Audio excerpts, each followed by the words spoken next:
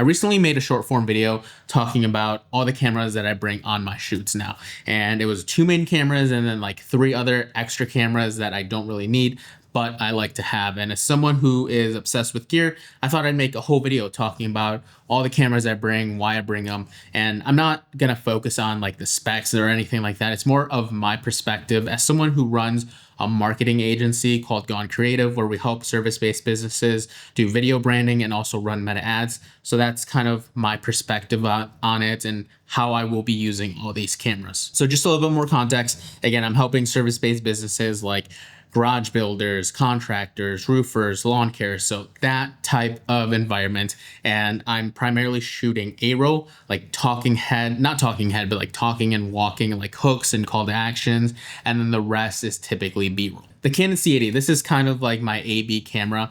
I use this camera primarily to get B-roll. So whatever service I'm filming that day, whether it's a contractor or roofer, I'm getting the roof or just shots of them doing whatever their service is. So I'm using this as kind of like a handheld B camera. The way I describe this camera is just, it's ready to go. It has everything that you could need, like internal NDs. That's just the greatest thing ever. I mentioned in my previous video, I stopped using NDs for the longest time just because they were so annoying, and I was doing a lot of run and gun work where I didn't have time to kind of mess with it. So I would just stop down the lens, the f/22, and just deal with it. So it's awesome to have internal NDs, and it's just one of those things that you can't live without once you have it. On the audio side, it's stacked too. It has 2 mini XLR, and then it has a mic jack, internal mic. So you can actually get like 4 channels of audio on this thing at once, which is pretty crazy.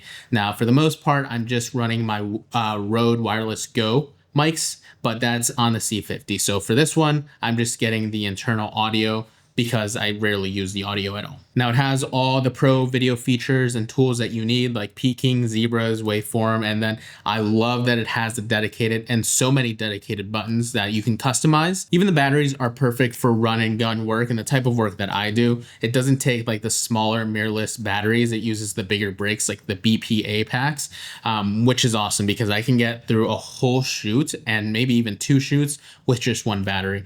I rarely have to swap them out, and if I do have to swap them out, it's usually because that battery wasn't at full charge, and I only own 2 batteries. That's how good these are.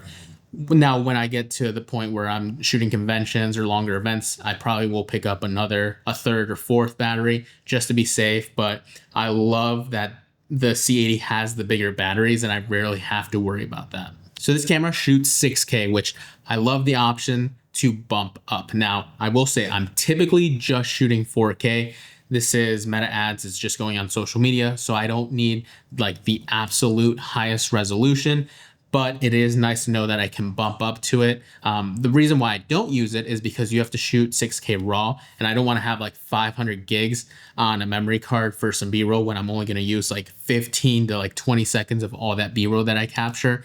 But it is nice to know that if I need to, if I want the high resolution, it's there. Now, one of the cons, if I'm being super picky, I don't absolutely love the fact that the C80 cannot take any still images. And I know it's a cinema camera, so I would like to have the option. And I know it can take still frames just for the simple fact that like if I could only take 1 camera, I would like to take the C80, but now I have to think the C80 doesn't take pictures, and I'm typically not taking too many photos, but on occasion I do like to get some photos from my clients, and I just don't have the option with the C80.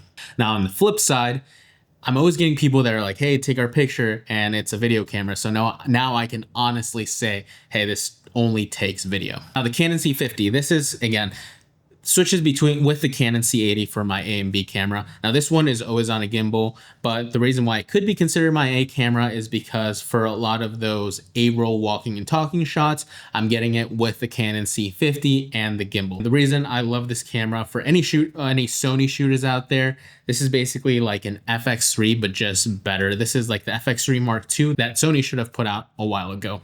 It's just a workhorse, high resolution. It has that new 7K sensor.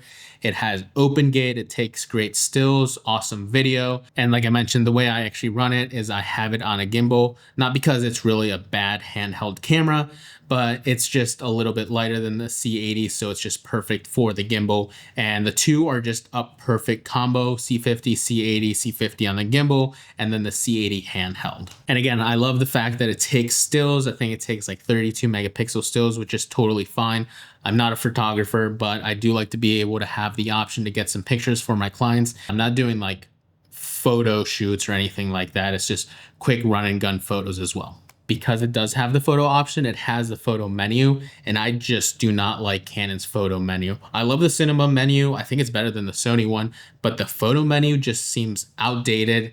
It seems like it's not a professional camera. But again, just being super nitpicky about that. This camera doesn't have IBIS, but it really hasn't bothered me, again, because it's usually always on a gimbal. And if it's not, I usually have my 24-105 f4 lens on it, and that has in-body or the stabilization in the lens. So it usually helps out. So the Insta360, brand new camera. I just picked this up, and this is quietly becoming one of those cameras that is probably going to be a must-have in my camera lineup.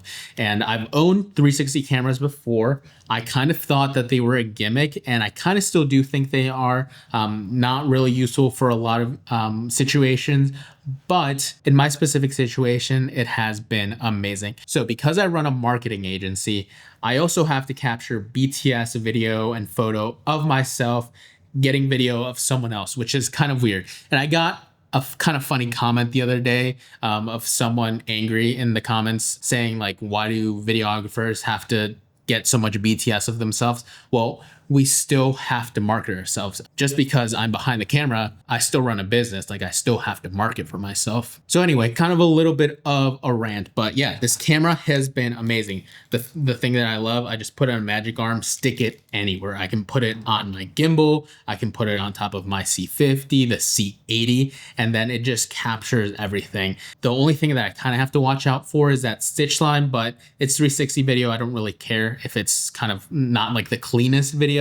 I just want to have BTS of myself so that I can market myself. If you're a filmmaker and you're building a business, one, get BTS video, BTS photos. It's great for making ads for yourself, and it's just social proof. And then two, pick up a 360 camera. This thing is so easy to just toss on anywhere, and then you don't have to worry about what angle you're getting. It's just going to capture everything. So I would consider that a camera that I like to have with me, but honestly, it might end up being like C50, C80, and the Insta360 are like the three must-have cameras. So next camera, Action 5, DJI Action 5. This one was kind of like what my 360 one was. I used this to get BTS for myself. The only difference, and why I like the 360 one a little bit more, is because 360 you can set and forget it. It's going to capture everything. This one you have to put a little bit more thought, like what angle you want to set it at. You can't just really set it and leave it.